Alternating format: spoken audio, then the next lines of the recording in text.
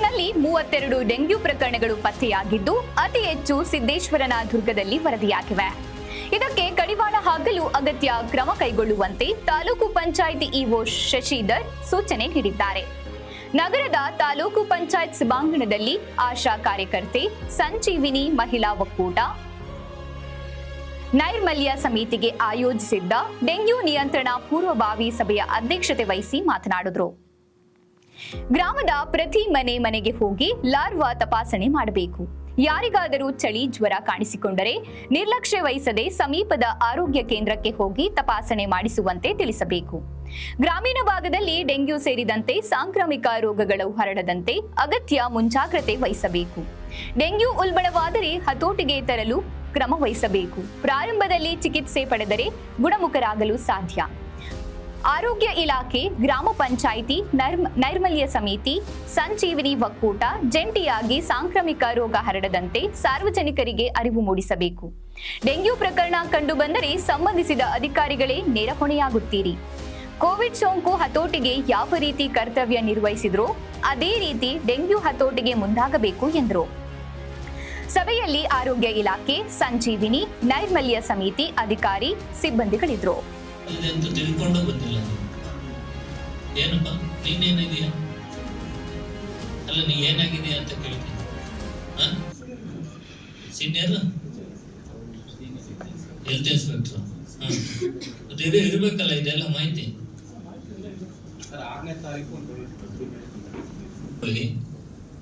ಇನ್ ಮುಂದೆ ಹೆಂಗ್ ಕೆಲಸ ಮಾಡಿದಿರೋ ಗೊತ್ತಿಲ್ಲ. ಇದರಲ್ಲಿ ಯಾವ್ದಾದ್ರು ಡೆಂಗ್ಯೂ ಪ್ರಕರಣದಲ್ಲಿ ಯಾವ್ದಾದ್ರು ಸಾವು ಪ್ರಕರಣ ಆದ್ರೆ ಸಂಬಂಧಪಟ್ಟ ನೀವು ಹೆಲ್ತ್ ಇನ್ಸ್ಪೆಕ್ಟರ್, CHOಗಳು ಏನಿದ್ದೀರಿ ನಿಮ್ಮನ್ನೇ ರೆಸ್ಪಾನ್ಸಿಬಲ್ ಮಾಡುತ್ತೆ. ಈಗ ಫೀಲ್ಡ್ ಅಲ್ಲಿ ಕೆಲಸ ಮಾಡ್ಬೇಕು ತಾನೆ. ಹೆಲ್ತ್ ಇನ್ಸ್ಪೆಕ್ಟರ್ ಆಗಿ ಮತ್ತೆ ನೀವು ಏನ್ ಮಾಡ್ತೀರಿ? ನಿಮ್ಮ ಏರಿಯಾದಲ್ಲಿ ಓಡಾಡ್ಕೊಂಡು ಕೆಲಸ ಮಾಡ್ಬೇಕಲ್ಲ.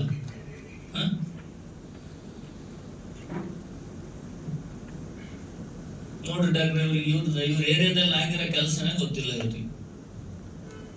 ಹೆಂಗೆ ಮತ್ತೆ ನಾವ್ ಹೆಂಗೆ ಇಲ್ಲಿ ತಾಲೂಕ್ ಮಟ್ಟದಲ್ಲಿ ಕುತ್ಕೊಂಡು ನಾವೇನ್ ಮಾಡ್ಬೇಕು?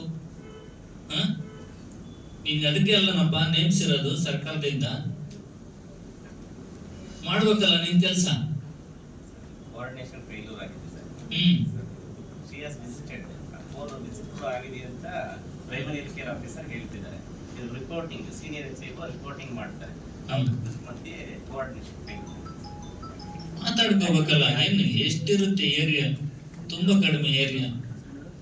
ಏನು ಫುಲ್ ತಾಲೂಕಲ್ಲ ನೋಡ್ಕೊಂತೀನಪ್ಪ ನೀನು. ಎಷ್ಟಿದೆ ನಿಂದ ಏರಿಯಾ? ಸರಿ, ಎಷ್ಟು ಹಳ್ಳಿ ಬರುತ್ತೆ?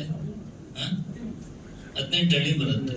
ಆಶಾ ವರ್ಕರ್ಗಳಿಗೆ ಒಂದು ರೌಂಡ್ ಮಾತಾಡಿದ್ರೆ ಸಾಕು. ಬೆಳಿಗ್ಗೆ ಏನಾದ್ರೂ ಸಮಸ್ಯೆ ಇದೆಯಾ, ಲಾರ್ವಾ ಸಿಗ್ತಾ, ಎಲ್ಲಾದ್ರೂ ಇದೆಯಾ, ಈ ತರ ಡೆಂಗ್ಯೂ ಸಸ್ಪೆಕ್ಟೆಡ್ ಕೇಸಸ್ ಯಾವಾರ ಇದೆಯಾ, ಬೆಳಿಗ್ಗೆ ಒಂದು ½ an hour ಮಾತಾಡಕ್ಕಾಗಲ್ಲ. ಆಶಾ ವರ್ಕರ್ಗಳಿಗೆ ಮಾತಾಡ್ಕೊಂಡು CHOಗಳ ಜೊತೆ ಮಾತಾಡ್ಕೊಂಡು ಕಮ್ಯುನಿಕೇಟ್ ಮಾಡಿದ್ರೆ ಸರಿ ಹೋಗುತ್ತೆ.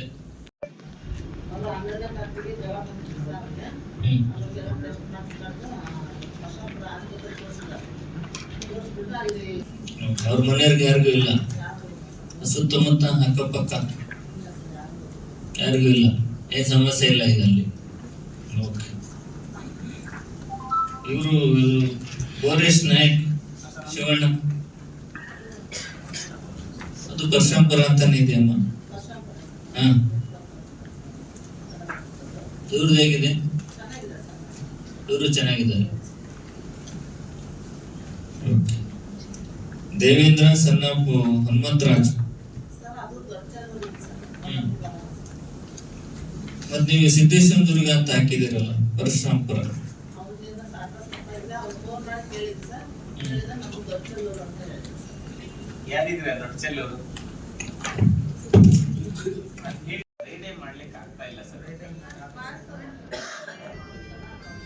ಎಲ್ಲಾರು ಸಿಗುತ್ತೆ ಅಲ್ಲಿ ಮಾತ್ರ ಮಾಡಿದ್ದೀರಿ. ನಾನು ಹೇಳ್ತಿರೋದು ಡೆಂಗ್ಯೂ ಪಾಸಿಟಿವ್ ಸಿದ್ದೇಶ್ವರ ದುರ್ಗ PSC ನಲ್ಲಿ 6 ಇದೆ. ಅದು ಯಾವ್ಯಾವ ಗ್ರಾಮದಲ್ಲಿದೆ ಅಂತ ಕೇಳ್ತಿದ್ದೆ. ನಿಮ್ ರಿಪೋರ್ಟೇ ನಾನು ನೋಡ್ತಿರೋದು.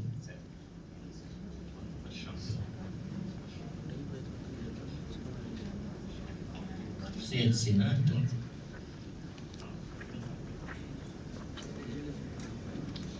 ಪರಶುರಾಂಪುರ ನಿಮ್ಗೆ ಬರಲ್ಲೇನ್ರಿ? ಮತ್ತೆ ಇಲ್ಲ ಅಂದ್ರೆ ಹೇಗೆ?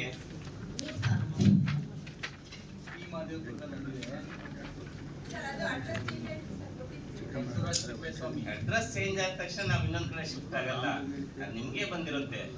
ಯಶೋಧ ಡಾಕ್ಟರ್ ರಮೇಶ್, ಏನಾಗಿದೆ, ಏನಿದೆ ಕಂಡೀಷನ್ ಅವ್ರದ್ದು? ಕ್ಯೂರ್ ಆಯ್ತಾ? ಅವ್ರ ಮನೆಗೆ ಮತ್ತೆ ಅವ್ರಿಗೆ ಬಿಟ್ರೆ ಬೇರೆ ಯಾರಿಗೂ ಬಂದಿಲ್ಲ. ಏನಿದೆ FIR ಏನಂತಿದೆ? FIR ರಿಪೋರ್ಟ್ ಏನಂತಿದೆ? ಅವ್ರದ್ದೇನು ಹಿಸ್ಟ್ರಿ ಏನಿದೆ? ಎಲ್ಲೆಲ್ಲಾದ್ರೂ ಆಚೆ ಹೋಗಿದ್ದು ಸ್ವಲ್ಪ ಕೇರ್ಗೆ ಇರ್ಬೇಕು ನೋಡಿ. ಇವ್ರು ಈತ ಹೆಲ್ತ್ ಇನ್ಸ್ಪೆಕ್ಟರ್ ನನಗೆ ಗೊತ್ತೇ ಇಲ್ಲ ಅಂತಾನೆ.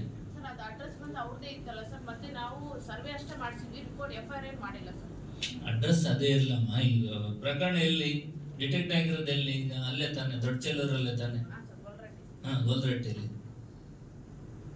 ಮತ್ತೆ ನೀವು ಅಲ್ಲಿ ನೋಡ್ಕೋಬೇಕಲ್ಲ, ಅಲ್ಲಿ ಕಾಯಿಲೆ ಬಂದಿದೆ ಅಂತಂದ್ರೆ ಅಲ್ಲಿ ನೋಡ್ಕೋಬೇಕಲ್ಲ.